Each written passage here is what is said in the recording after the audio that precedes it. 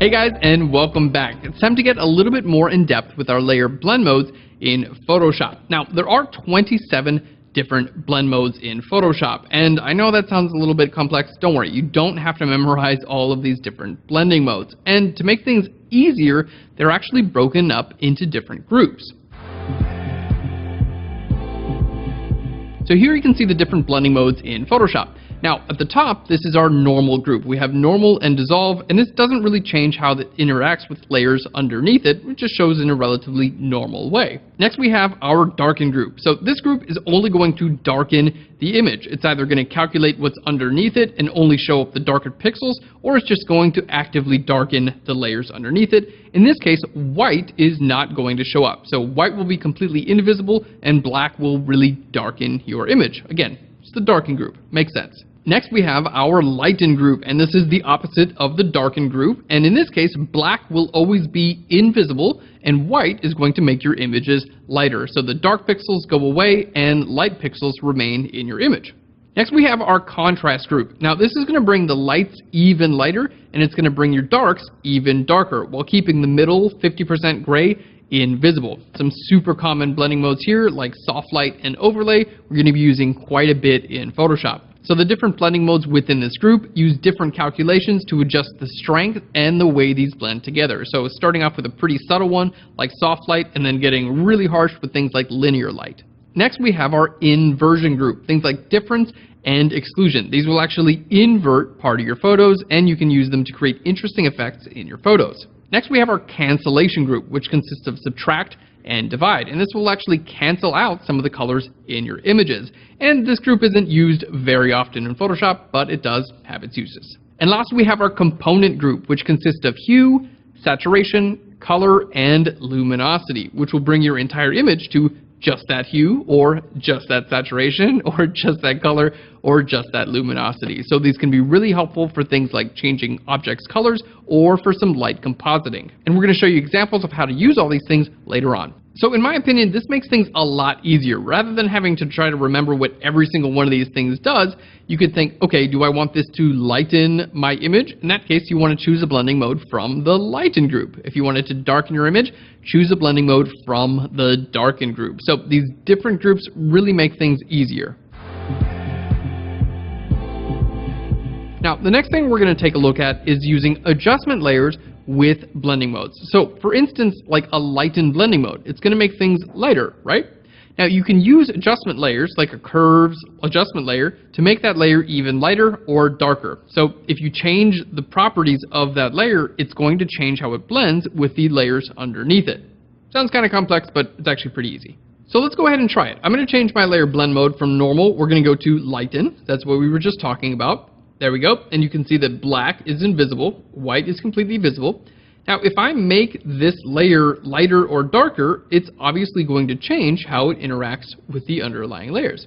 So I'm going to go to Image, down to Adjustments, and let's go to our Curves. And here you can see I'm going to make our image lighter. There we go. And you're going to see the lighter the image gets, the more is going to show up. And the darker the image gets, the less is going to show up on this layer. So you can use these adjustments to change how your layer blends with the underlying layers. So generally, I don't want to apply a curves adjustment directly to a layer. And the reason is it's known as destructive editing. It actually changes the pixel on that layer. So let's go ahead and show you guys another way of doing it. It's a non-destructive way of doing it, which will allow you to make changes at any time and won't actually destroy pixels on that layer. So basically the same thing here. Okay, you can see curves, lighter and darker. If I hit OK, it applies that to the layer itself. So that's the destructive way. Let's go ahead and hit undo. We'll show you the non-destructive way. So here we're going to go to Layer, down to New Adjustment Layer, and over to Curves. All right, let's hit OK. And you're going to see this Curves Adjustment Layer. There we go. It actually creates a new layer on top. So this creates a new layer on top, and I'm going to right-click on this layer and go down to where it says Create a Clipping Mask. Okay, you can also click on this little icon here. Okay, and what a clipping mask does is it only sticks it on this layer. Okay, so I still have the same idea. A curves layer that's going to make things lighter or darker, but this time it's separated from the layer so I can change those values at any time. So this curves layer is only affecting this layer 1. You can see that little arrow there. That's because I made a clipping mask. You can clip and unclip. Okay, and as I make things lighter or darker, there we go. We can see it's visually doing the same thing. So I can make it lighter or darker. Now, the nice thing about using this method is if I'm over here and I decide I want to change the lightness of this layer, I just go back to my curves and I can go in here and change this at any point in time. I can make this invisible if I'd like. It doesn't actually apply it to this layer. It's just referencing this layer, and this is a non-destructive way of editing, which is good. We should do this. So we've talked about blending modes, we've talked about the groups of blending modes, and how adjustment layers can affect how a layer blends with the underlying layers. Now, the last thing we're going to get to in this section are the special 8 blending modes. And these blending modes interact with your layers differently by using opacity and fill. And we've already touched on this a little bit using a hard mix example. So let's go ahead and go a little bit more in depth and show you these special 8 blending modes. Back to our intro to blending, we'll go to our special 8 blending modes example and hit open. And here we can see how these actually work. So to start our example, let's go ahead and create an adjustment layer. I'm going to go to solid color here, and we're just going to put like a nice orange color. Something like that looks pretty good. And you can see, of course, we can use our different blending modes like soft light to give it a nice soft light. Okay, let's jump into our special 8. So we're going to start off with color dodge. So here in color dodge, you can see very, very harsh effect. Now, if I bring my opacity, for instance, down to 20% with color dodge, okay, we can see we have one effect. Now, just to show you guys, to make things easier, I'm going to create a new layer and go to Image, Apply Image. And what that does is it basically just takes a snapshot of what we see. Okay, so I'm going to call this one Color Dodge Opacity. There we go. Let's make that invisible. And now I'm going to go ahead and bring my opacity back up to 100%. And we're going to bring my fill down to 20%. Now we're going to make a new layer, and I'm going to go to Image and Apply Image. Just makes it a snapshot, and we're going to call this one Color Dodge Fill. There we go. So let's go ahead and take a look at what they do. Each of these, remember, with Color Dodge Fill, the opacity was at 100% and the fill was at 20%.